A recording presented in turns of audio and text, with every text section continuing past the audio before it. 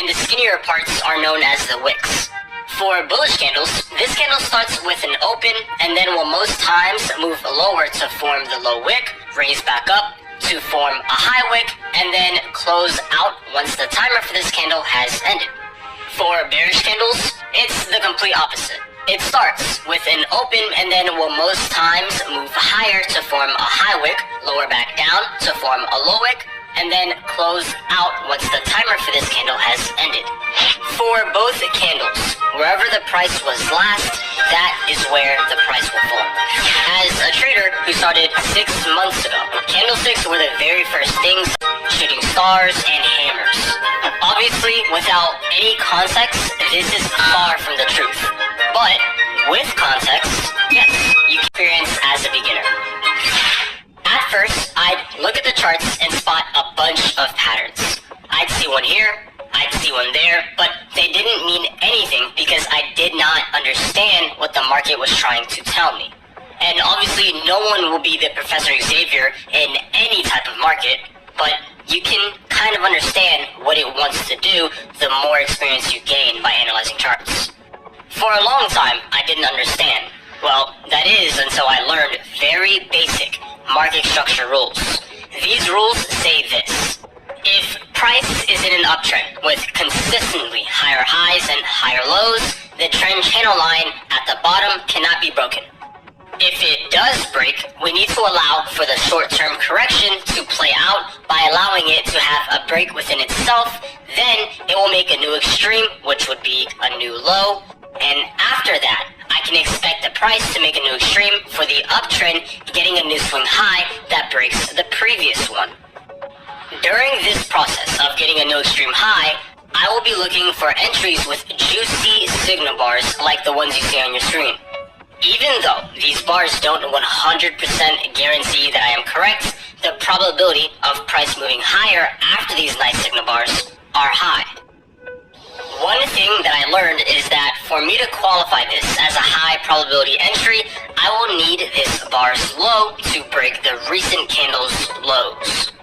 The low that I am talking about is the low of the candle wicks and not the low of the swings. If I just get into any nice looking bullish bar, I can run the risk of getting stopped out since I trade with tight stops.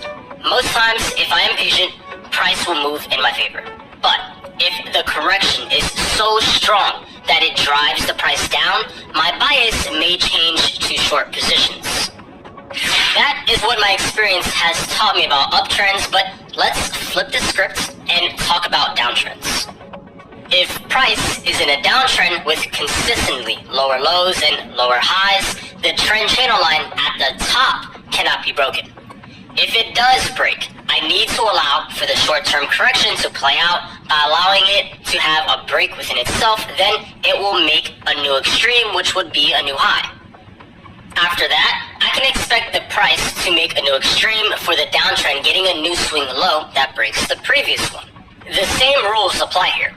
During this process of getting a new extreme low, I will be looking for entries with juicy signal bars.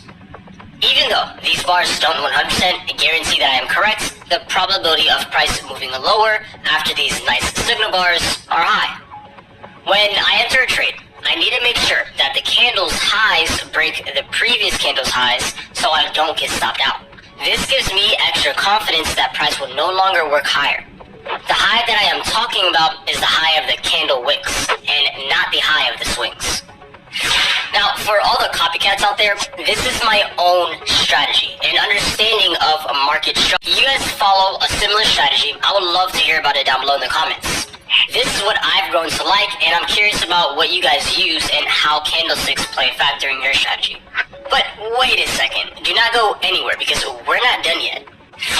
You see, candlesticks are easy to read, and you will learn how to react to price quickly as I have over the past months. I have not found the need to memorize candlestick patterns because as long as I understand what the market is trying to do, not what I want it to do, I will be right most times. To overcomplicate things with pattern filters over our trading, we may miss out on a lot of opportunities, which is why I do not follow specific patterns. I follow individual candle signals.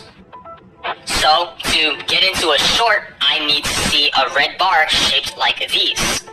To get into a buy, I need to see a green bar shaped like these.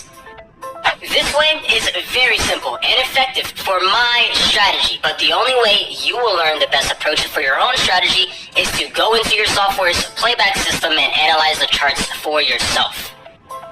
You need to watch how the candles form around what you think are A+ setups and document what you notice. Concept when it comes to trading, so just watch your charts. See how candles form and you'll most likely never watch another video about